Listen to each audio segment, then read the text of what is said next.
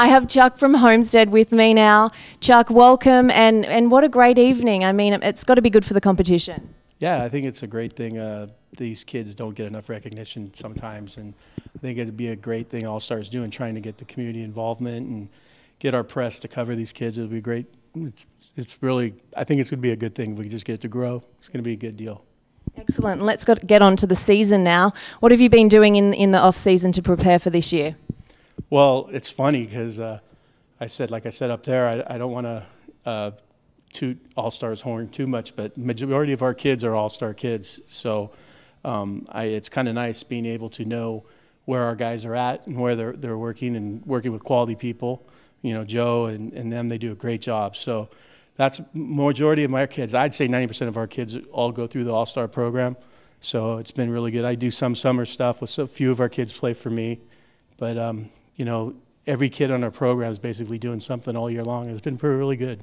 That's fantastic. And did you lose many seniors this year? We graduated 5, and basically of those 5, there was really only 2 or 3 starters defensively and offensively. We do return a good core.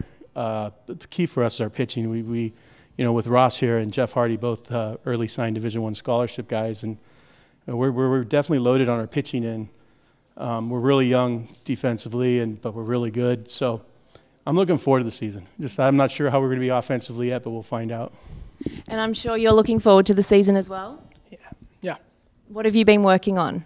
Just, you know, we've been training a lot. We practice every day. Mostly just working on just throwing strikes for our pitching staff, from the pitching staff side of it. Can't really get a lot of hitting work in because we don't have the outfield right now because of soccer, but getting a lot of defense work in, getting like, you know, first and third stuff, getting the team stuff done. That's just every day in and out kind of stuff. Let me ask you, who's your biggest influence in baseball? My biggest influence, you know, I really don't know. I guess I gotta say all my coaches, like just throughout every coach I've ever had, you know, they all influence your play in some way.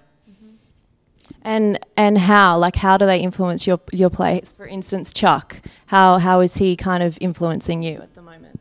You know, every coach has their own unique thing that they teach you, and I think Chuck's one of the biggest thing he taught me was like discipline. I mean, I came in into his program. I didn't really have a lot of discipline. I kind of just went out there, kind of did my thing, and he really taught me to like use my head, use my mental side of my game, and just, you know, kind of go out there, have fun, but like know what I'm doing at the same time.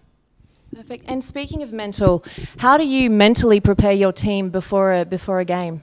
You know, that's a great question. I think you really have to find the space between being relaxed, being loose, and being focused. I don't think you can do any sport at any level if you're not relaxed. And we do our work. We work hard during practice. I mean, our conditioning consists of swinging 10-pound sledgehammers off of tractor tires and flipping them and doing all that stuff. But Ross can even tell you, when it comes game day, I'm kind of more relaxed. I think that, you know, you have to be relaxed when you play the game, but you know, if you get out of line, then, you know, you got to deal with it. So what we try to do is get our work done in practice, work hard in practice. I always tell guys, winning's fun. The only way you're going to win is if you work hard. So therefore, hard work's fun. And I'll tease them during conditioning, they're dying. I say, "This is fun, right?" Yeah. They figure out to say yes, obviously, but that's the way we kind of go about it. Is just, you know, you practice at practice and you play at games. And, you know, I've never heard a pro player or any player say, I worked a great game today. They all say I played a great game. So that's the way we like to try to keep it. Okay, final question. Biggest rival for the season? Wow. That's a tough question. I don't, you know, our league is so tough that I don't know if we have a per se regular rival. I mean, Palo Alto, Los Altos, and you know, Wilcox and Los Gatos are probably our biggest rivals right now.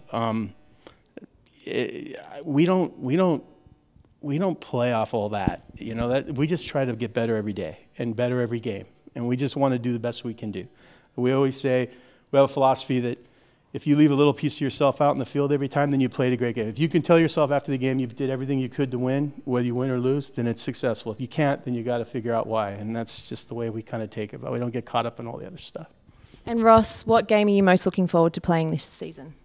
You know what, my game I'm looking forward to is probably the Los Altos game. It's because, you know, they kind of beat me up a little bit last year towards the end of the season, so I'm looking at coming at them with a vengeance. Well, I wish you both the best of luck for the season. Thanks. Thank you very much. Thank you.